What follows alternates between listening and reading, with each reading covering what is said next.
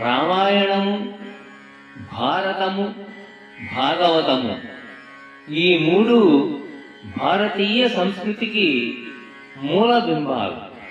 వీటిలో భాగవతం అర్థం చేసుకోవడం కష్టం.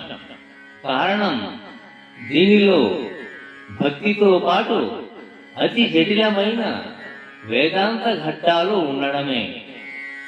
ముగ్గురు మూర్తులలో అటు శివుడు, ఇటు కమలభవుడు, ఇక మధ్యలో మిగిలింది మాధవుడు. భాగవతము ఆ మాధవుని యొక్క కథే. కొందరికి తెనుగు గుణమగు, కొందరికి తెనుగు గుణమగు, కొందరికి సంస్కృతంబు గుణమగు,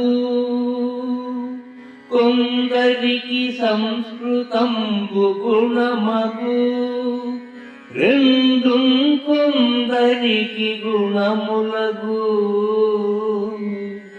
రెండు కొందరికి గుణములగు. నేనందరి మెప్పింతు కృతులనయ్యెయ్యడలం,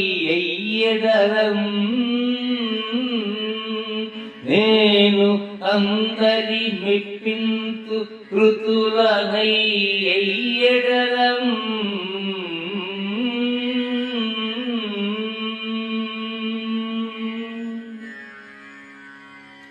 తెలుగు పదాలతో కూర్చి వ్రాసినవి కొంతమందికి నచ్చుతాయి. సంస్కృత పదాలతో కూర్చి వ్రాసిన రచనలు మరికొంతమందికి నచ్చుతాయి. ఇంకొంతమందికి రెండు రకాల పద ప్రయోగాలు నచ్చుతాయి. నేను అందరూ మెచ్చుకునేలా భాగవతం ఆంధ్రీకరిస్తాను అని ఈ పద్యంలో చెబుతున్నాడు పోతన. ఎవరేమనుకుంటే నాకేమి కొరత అనే మనస్తత్వం కాదు పోతన్నది. లోకంలో భిన్న రుచులు ఉన్నాయి, అందరినీ మెప్పించాలన్న కోరిక అతనిది.